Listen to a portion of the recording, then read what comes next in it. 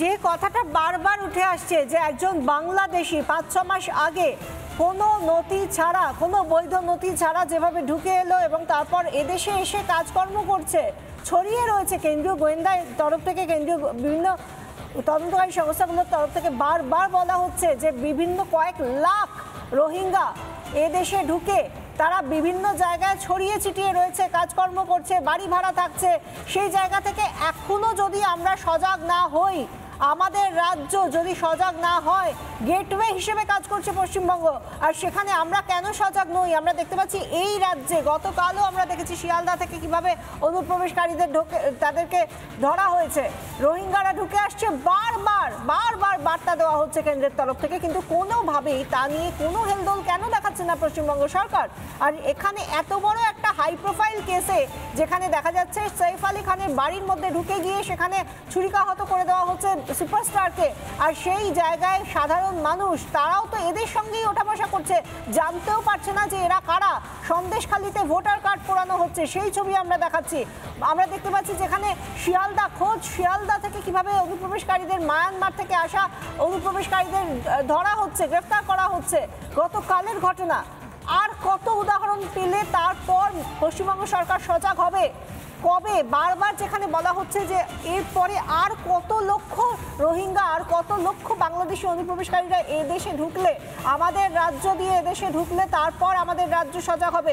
আমরা এর আগে দেখেছি মহারাষ্ট্র সরকার তারা নির্দিষ্টভাবে সিট গঠন করেছে, মহারাষ্ট্র সরকার সিট গঠন করেছে যাতে কোনো অনুপ্রবেশকারী কোনোভাবে যাতে ভুয়ো বার্থ সার্টিফিকেট বা জন্ম শংসাপত্র তৈরি করে এখানে পাকাপাকিভাবে থাকতে না পারে, কাজ না করতে পারে।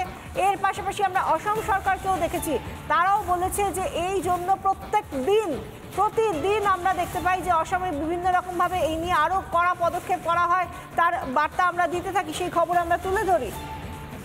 সেই জায়গা থেকে কেন পশ্চিমবঙ্গ সরকার এখনো পর্যন্ত কোনো কড়া ব্যবস্থা নিচ্ছে না? আর কতদিন ধরে আমরা এই জিনিস দেখতে পাবো যেখানে আর কত বারবার তো বলা হচ্ছে, আর কতবার এই ঘটনা ঘটলে তারপর আমরা ভাববো এই রাজ্যের মধ্যে এতগুলো, এবং তার মধ্যে আমরা যেটা দেখতে পাচ্ছি বাংলাদেশে যেভাবে এখন অশান্ত পরিস্থিতি, সেখান থেকে কে কোথায় কিভাবে আসছে সেই নিয়ে আমরা সীমান্তে দেখছি বারবার অশান্তি তৈরি হচ্ছে। আর সেই জায়গা থেকেও এ রাজ্যের মুখ্যমন্ত্রী মমতা বন্দ্যোপাধ্যায় তিনি বিএসএফকে বারবার কাঠগড়ায় দাঁড় করান, কিন্তু একবারও ভাবেন না যে তার দলের রত্না বিশ্বাসের মতো নেতা নেত্রীরা তারা যেভাবে বুক ফুলিয়ে বলেন যে এখানে এলে বাংলাদেশিদের কোনো যদি অসুবিধা হয় তাহলে ভোটার কার্ড, আধার কার্ড তৈরি করে দেওয়ার জন্য তার দলের ভাইয়েরা রয়েছেন, অর্থাৎ তৃণমূলের লোকজন তাদেরকে সহজেই কি করে আধার কার্ড, ভোটার কার্ড তৈরি করে দেবে সেই বিষয়টা রত্না বিশ্বাসরা দেখে নেবেন। অথচ একবারও ভাববেন না যে কি ঘটে যাচ্ছে।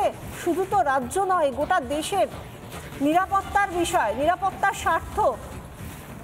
আমাদের সঙ্গে প্রাক্তন পুলিশ কর্তা অরিন্দম আচার্য রয়েছেন টেলিফোন লাইনে, আমরা জানতে চাইব অরিন্দম বাবুর কাছে। অরিন্দম বাবু, আমরা দেখতে পাচ্ছি যে সৈফ আলী খানের ক্ষেত্রেও তার উপর যে প্রাণঘাতী হামলা, সেখানেও আততায়ী যে এত বড় ঘটনা ঘটালো সেও কিন্তু বাংলাদেশি, কি বলবেন? দেখুন, প্রথম আমরা জানি যে অনুপ্রবেশকারীরা এখানে আসছে, বাড়িঘর করছে, বিয়ে শাদী করছে, সন্তান হচ্ছে, আবার ভোটার কার্ড করছে, এগুলো আমরা জানতাম। যেহেতু এটা ভালোভাবে তদন্ত হয়নি এবং প্রিভেন্টিভ অ্যাকশন বলে সেটা আমরা দেখতে পাইনি, অ্যাডমিনিস্ট্রেশন অনেক ক্ষেত্রে ফেইলিউর, যার জন্য ডে বাই ডে আজকে এত বড় সাহস হয়েছে। আপনি বলুন তো যে আপনাদের এখানকার কোনো কেউ কি আজকে পাকিস্তানে বা অন্য জায়গায় গিয়ে হেম্মত পাবে? আপনি বলুন না আমাকে। তাহলে তারা পাচ্ছে কেন? তারা অবলীলায় ঢুকে আসছে। এখন কেউ বলছে বিএসএফ এর দায়িত্ব, কেউ বলছে স্টেটের দায়িত্ব, কিন্তু আমরা মনে করি সাধারণ মানুষের যে আজকে নিরাপত্তা, সেই নিরাপত্তাটার ক্ষেত্রে কিন্তু একটা বিরাট খামতি দেখা যাচ্ছে। অতএব এই ক্ষেত্রে কিন্তু প্রশাসনই উত্তর দিতে পারবে যে কেন এই ধরনের ঘটনা হচ্ছে। আর সাধারণ মানুষ মনে করে যে প্রশাসন এবং ডিআইবি, যেটা মুখ্যমন্ত্রী বলছে ডিআইবি কে সতর্ক করছে, টোটালি ডিআইবি কিন্তু আজকে ফেইলিউর, এবং তার সাথে রাজনৈতিক কিছু আন্তঃ প্লাস পলিটিক্যাল লিডার কিন্তু দেয়ার অলসো সলিডলি রেসপন্সিবল লাইক দিস।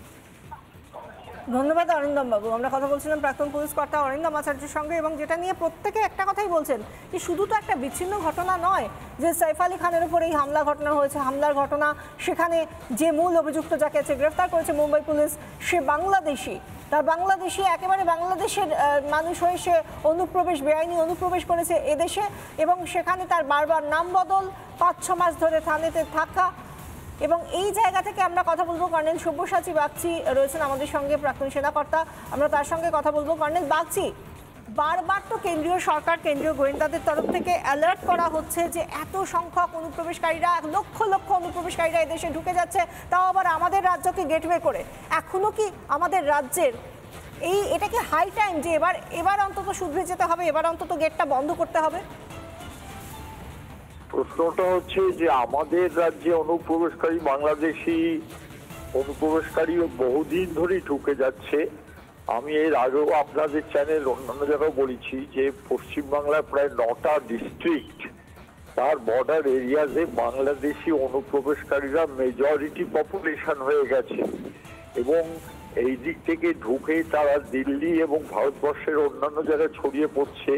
আর তাদের সঙ্গে ইদানিং রোহিঙ্গিয়ারাও যুক্ত হয়েছে, এবং রোহিঙ্গিয়ারা পাশে ঝাড়খণ্ডে যে কিরকম কি হতে পারে, দিল্লি গিয়ে কি হতে পারে সেটা দেখিয়েছে।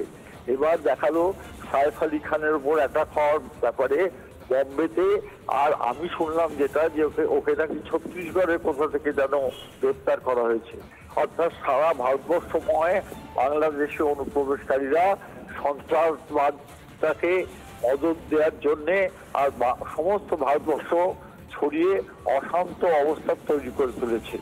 তার জন্য প্রথম যে দায়িত্বটা দাঁড়ায় সেটা হচ্ছে পশ্চিমবাংলা সরকারের, যে একার জন্য যদি ঢুকে পড়ে তাকে ইন্টারনালি ডিটেক্ট করে আর ডিপোর্ট করা।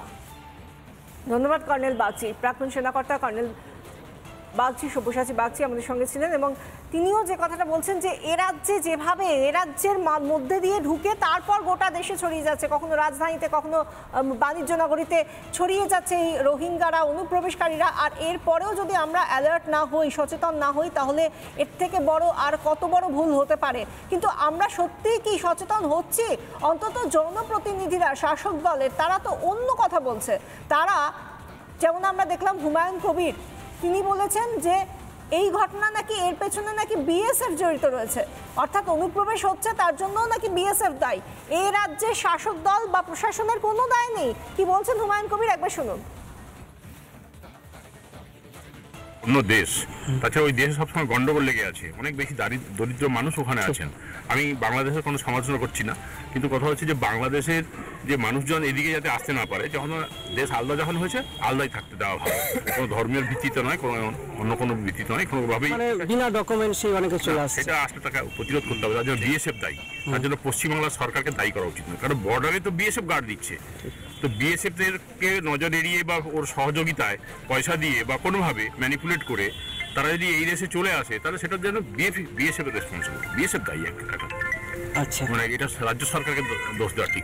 ভারত সরকারের আইবি আছে, তারা ইন্টেলিজেন্স ব্রাঞ্চ আছে, তারা ঢুকে যাওয়ার পর তারা কি করছে সেখানে তার খোঁজ খবর করে, কি করছে না করছে সেগুলো দেখে, কিন্তু ঢোকাটা তো আটকাতে হবে, ওটাই তো মূল কথা। নানা ধরনের কন্টেন্ট দেখার জন্য লাইক করুন, শেয়ার করুন আমাদের ফেসবুক পেজ, সাবস্ক্রাইব করুন আমাদের ইউটিউব চ্যানেল। পাশাপাশি অন্যান্য ব্রেকিং নিউজের জন্য অবশ্যই চোখ রাখুন রিপাবলিক বাংলায়।